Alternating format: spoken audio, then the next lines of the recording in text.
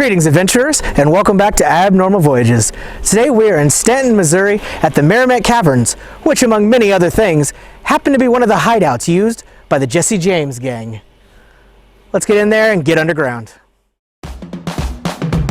We're going to a place that you've never heard of before. It's Abnormal Voyages. You're gonna learn something new. We're gonna open new doors. It's Abnormal Voyages.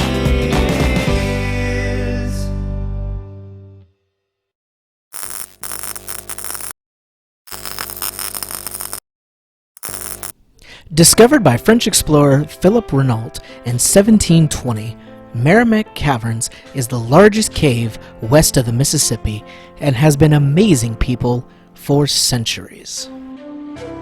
As you enter the caverns, you're greeted with a wealth of educational information that tells you all about the history and different facts about the caves that you're about to enter. Interestingly enough, these used to be called saltpeter caves, named after how much saltpeter was found inside of them. The coolest thing on display here for me was this skull of a saber-toothed tiger that had been found deep within the cave. Very impressive teeth, to be sure. Something really useful. This is a map of the entire Meramec Caverns system.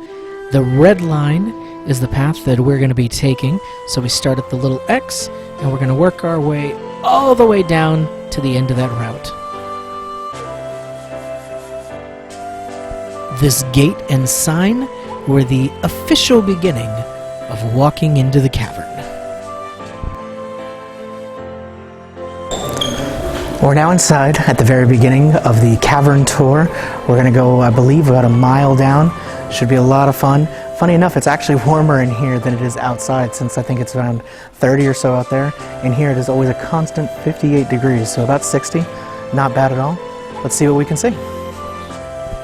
On our path, the first room that we got to see was this little hutch here that they call the honeymoon suite, as a newlywed couple was part of a contest where they had to dress up like cavemen and entertain people here for a few days, and they won a free trip to the Bahamas and a nice cash prize out of it. As you'll notice as we go along, a lot of the formations in here are simply gorgeous. There's nothing that quite compares to natural wonders. I'm sure in those older days of walking around here with just a lantern to help guide your path, this must have been very intimidating to explore. Of course, one of the most famous things of Meramec Caverns is that it was used for Jesse James and his gang to hide out and escape the police. It was in 1941 that artifacts were found that tied this to Jesse James. They investigated further and found out that this cave had been used as a sneaky little hideout so that they could get their loot and keep it here until the heat died down. Also, with the river system that flowed through here, it made for some convenient access to go in one way and come out miles somewhere else. The entirety of the caves actually has never been fully explored, so who knows what treasures or artifacts might be waiting right under your feet. Of course, running around in caves is pretty dangerous, especially back then. Sometimes they even had to deal with bears living in here. Now, speaking of water, let's take a look at that river.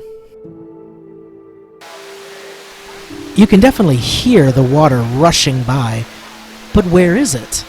Fact is, it is so clean in here that the water is right in front of you, but crystal clear where you can see right through to the very bottom.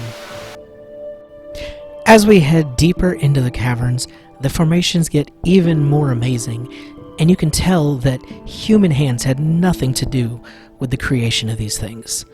These took millions of years all on their own to grow and twist and become the natural beauty that they are. Even little formations like this took thousands and thousands of years to start forming. And there's more of that stream that snakes its way through out to a spring. Here's where the formations really start to get just utterly jaw-dropping. Of course, these are called stalagmites and stalactites. One goes up, one goes down. Walking through here, you actually had to be careful because the ceiling would drip on you occasionally. That's a sign that this is a live cave and still forming to this very day.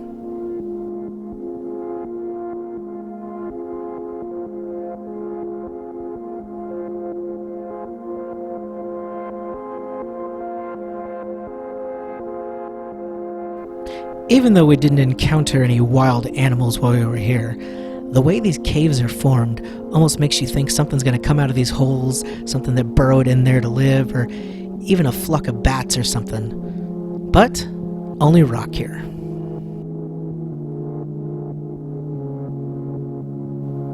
Now, though it is a live cave, not every formation is still alive.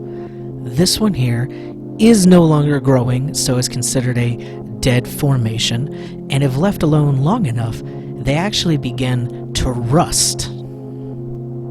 But to give you an idea of what one looks like when it is live, there was a much bigger one that was still growing and was still very much alive, as you can tell by the glistening off of it and how it looks almost more like a liquidy kind of thing instead of the solid rock that it actually is. They encourage people not to touch these as to not mess up any of the formation being developed, but I definitely wanted to touch it. When you get up close, there are a lot of little details you may not notice at first, such as these little pockets here that have even more rocks and other minerals inside of them, all part of growing the formation. The next section that we entered was certainly still growing and was quite stunning to see. All the water on the ground, you can tell that it's been dripping off the ceiling for centuries and centuries, building up and creating all these stalagmites and stalactites. And in here, they'd actually set up a really cool lighting system, so you could see what it looked like in different colors. I thought it was really interesting. This was kind of your basic with all the colors, but they could change it to Christmas style here. And then if you were interested in more solo colors, they could go straight to just red. Or they flip it again, and they had a nice green there. They called this the Emerald City, for obvious reasons. And then they had this one that they called Blue Sky, which I really liked. And then they gave you a little taste of darkness.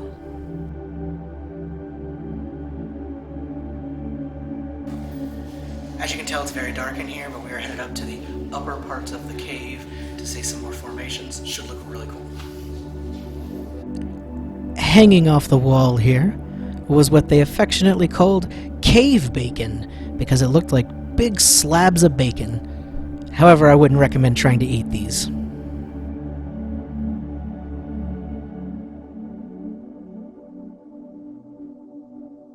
So up here we have the wine table, which is one of the rarest cave formations ever. All of history, all over the earth. It's right here.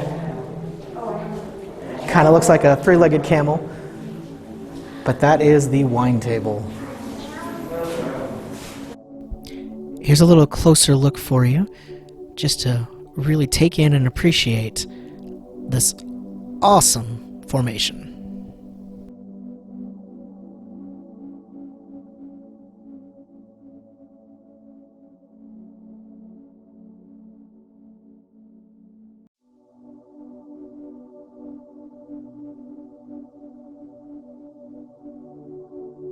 But, as always, there was more to see, so we pressed onwards. And one of my personal favorite formations here, we have the Virgin Mary. Very obvious why it was named this. As you can see, it looks exactly like a statue of the Virgin Mary. And then tucked away in the heart of the cave is a beautiful little theater where they put on an amazing light show. I loved this room so much. The fact that a natural formation looked so much like a theater was awesome. This here was the backstage area. You could sneak back there. This was supposed to be like the curtains opening up for somebody to come out on stage. Down here was the orchestra pit, where instruments would set up to play for the show. Up here was one of the audience boxes for people with a little more money before they watch the show. And a very nice lighting system that really made everything pop. But of course, the grand curtain here is where the show started, and we're going to give you a little taste of that right now.